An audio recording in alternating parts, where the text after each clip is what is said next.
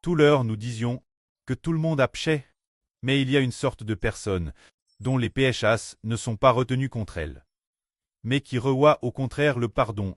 Une telle personne est celle qui croit en Jésus. Les péchas qu'elle a commis auparavant. Le Seigneur Jésus les a tous portés. C'est pourquoi Dieu ne les retient plus. Alors, frères et sœurs, regardons.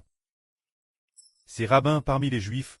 Si vous avez DJPRT, attention, certaines vidéos, frères et sœurs, certains rabbins juifs, se dire les pharisiens, ils portent de grands chapeaux.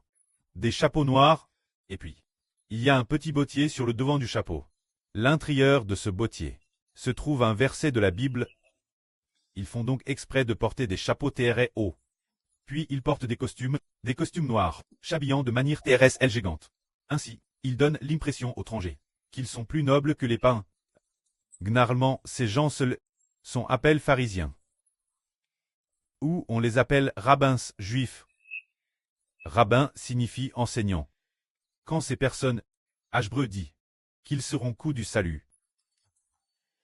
Parce qu'en tant qu'enseignants des Juifs, en tant qu'enseignants, ils enseignent aux autres. Ils enseignent aux autres ne pas voler, mais ils vont eux-mêmes dans les temples des idoles, pour voler de l'or, pour prendre les idoles pour des trésors. Ils enseignent aux autres ne pas commettre d'adultère, mais ils commettent eux-mêmes l'adultère. Ce sont ces rabbins-là, ils enseignent aux autres, mais ils péchent eux-mêmes. Pourquoi cela? Ne savent-ils pas qu'en enseignant aux autres, on doit aussi s'enseigner soi-même? Ils savent manifestement qu'ils ont péché. Mais pourquoi péchent-ils? Ils sont devenus des rabbins juifs, des mentors pour les pharisiens, alors ainsi. Ils ont une très bonne réputation dans la société. Mais pourquoi continuent-ils à enseigner aux autres, tout en agissant secrètement, en commettant des péchés en cachette?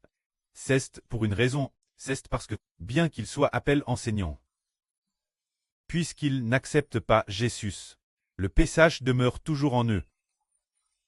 Quiconque n'accepte pas Jésus, peu importe la qualité de son enseignement, sera contre elle par le péchage l'intérieur, ce qui les conduit à commettre des actes malveillants.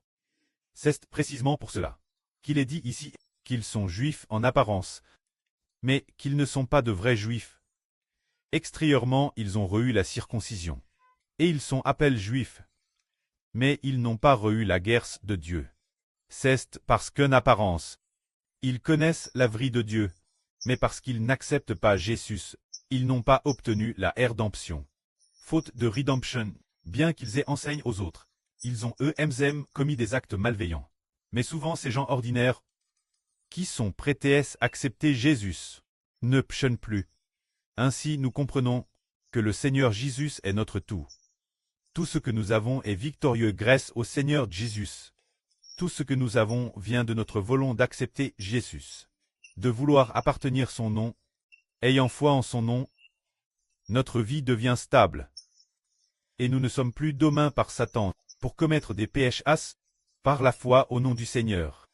Nous avons été libres des liens du péchage. Que la gloire soit auprès et au Seigneur. Amen.